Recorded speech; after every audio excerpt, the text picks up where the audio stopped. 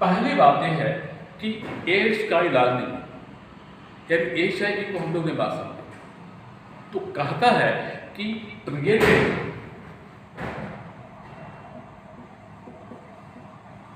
created by anti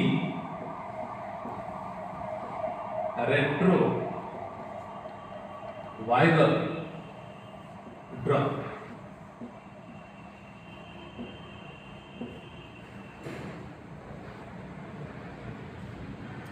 अगर आप ads को रोकना चाहते हैं तो नहीं रोकिए,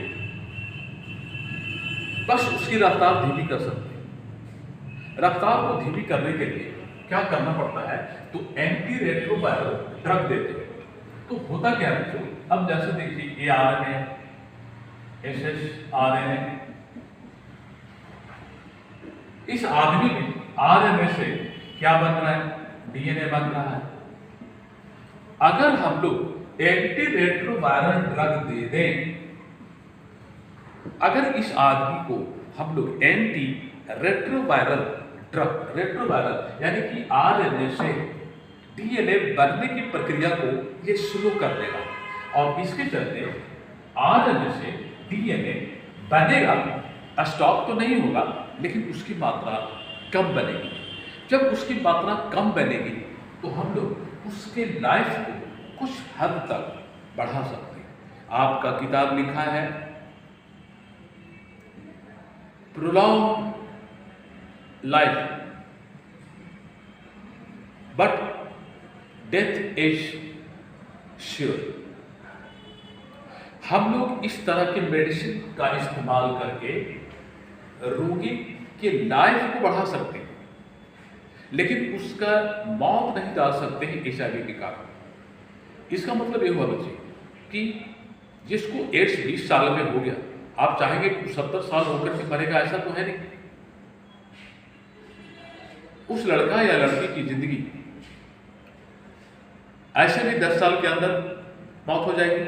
बस इतने हो सकता है कि आप 12 साल जिंदा रख लीजिएगा, उसको 13 साल जिंदा रख लीजिएगा, 15 साल जिंदा रख लीजिएगा, मौत तो हो जाएगी 35 साल जाते जाते। इस तरह से HIV का ट्रीटमेंट नहीं है बच्चों, और अगर है तो हम लोग उसको एंटी रेट्रोवायरल ड्रग देते हैं।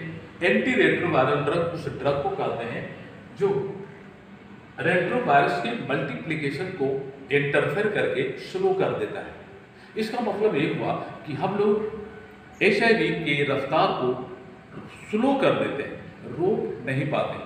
यानी कि बच्चों हम लोग रोगी की आयु कुछ हद तक बढ़ा देते हैं, न कि डेथ टाल देते हैं। आखिर कैसे बचेगा रोगी, क्या करना होगा? तो बच्चे एक दूसरी चीज है, अगर आप इसका ट्रीटमेंट चाहते हैं तो ट्रीटमेंट तो नहीं है, हाँ ट्रीटमेंट के पहले एक उपाय है, और वो है बच्चों प्रिवेंशन। Prevention of ads. कहता है बच्चों कि जानकारी ही बचाव है। इसके लिए एक लोकोक्ति चला है कि जानकारी ही बचाव है। इसके बारे में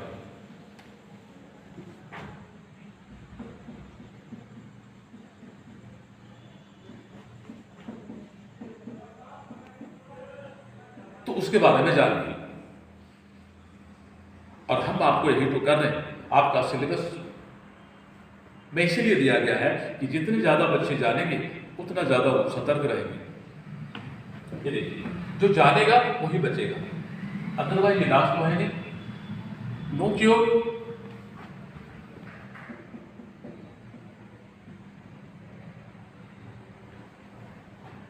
prevention is only option.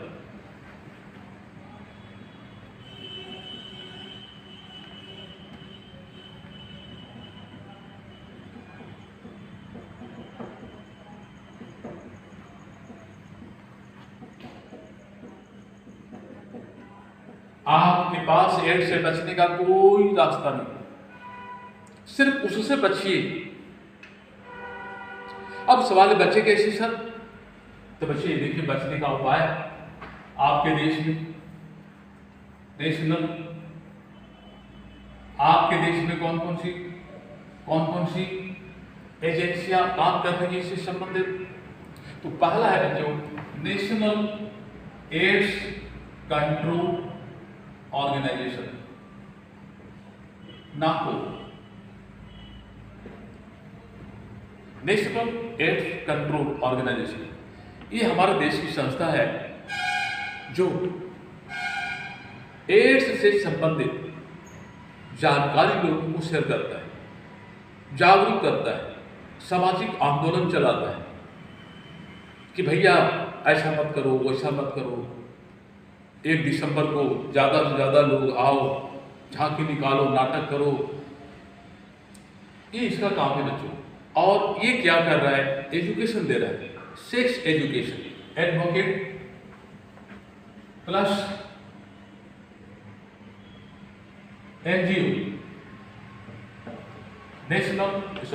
Non government organisation, ये दोनों सेक्स एजुकेशन के बढ़ावा देने का है। एडवोकेटिंग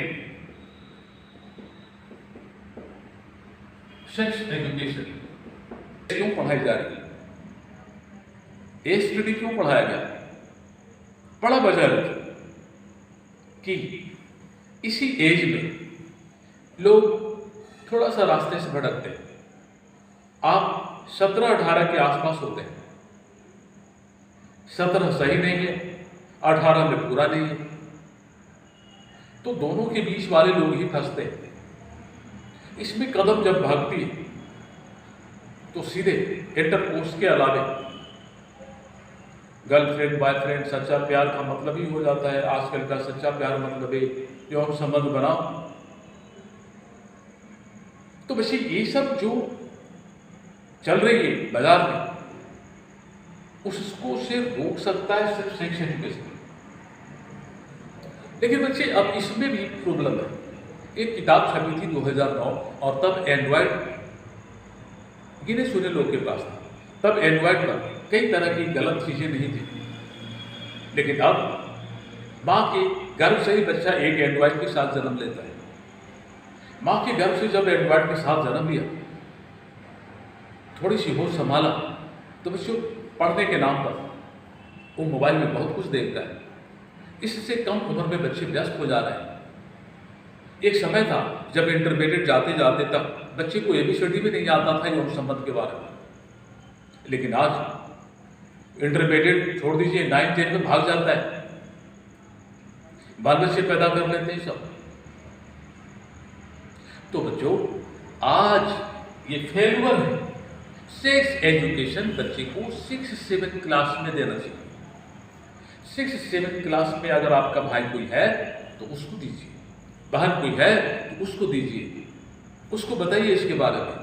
क्योंकि आपके नज़र में भले कितनो शरीफ हो और कितनो अज्ञानी हो, कितनो सीधा हो, कितनो रिजर्व रहता हो, किसी से कोई मतलब नहीं है, मोबाइल उसके पास है क्या। इसलिए बच्चों मेरा मानना है कि सेक्स एजुकेशन 6 क्लास 7 क्लास में बच्चे को बैठा कर बताई जानी चाहिए कि गर्लफ्रेंड बॉयफ्रेंड बनाओ, लेकिन सेक्स फ्रेंड नहीं होना चाहिए। और नहीं तो लटक ले बेटा तो गिला बेटा। इसी को कह रहा है कि बच्चे को जागरूक कीजिए। तो हम तो आपको जागरूक कर रहे हैं कब? इंटरमीडिएट में आ गए हो ना। इसके पहले अगर कुछ किसी के साथ में हो गया होगा तो क्या करोगे? आप तो पछताओगे ही ना सुन करके कि अरे बाप कहीं हमको तो हो नहीं गया, अब हम कैसे जांच कराएंगे तो पता चल जाएगा। यही होता है बच्चे। तो हमको पढ़ाने से क्या फायदा हो रही, आपको जान करके क्या फायदा हो? हाँ, ऐसे बच्चे जो अभी तक किसी के साथ में सेक्सुअल कांटेक्ट नहीं किए हैं, वो जीवन में करने के पहले एक बार जरूर सोचेगा। श्योर। तो ये काम हो गया कि आप न करो न डरो। सिद्धांत देखिए पहला। दूसरा आ गया संस्था बच्चों WHO, वर्ल्ड हेल्थ ऑर्गेनाइजेशन। तो वर्ल्ड हेल्थ ऑर्गेनाइजेशन कौन कौन से कदम उठाने के लिए पूरे विश्व के लोगों को बताया, ठीक है। तो बच्चों पूरे विश्व के लोगों को वही सबसे पहले बताया कि डिस्पोजेबल सिरिंज का उपयोग कीजिए। सबसे फर्स्ट डिस्पोजेबल सिरिंज का यूज कीजिए बच्चों। निडल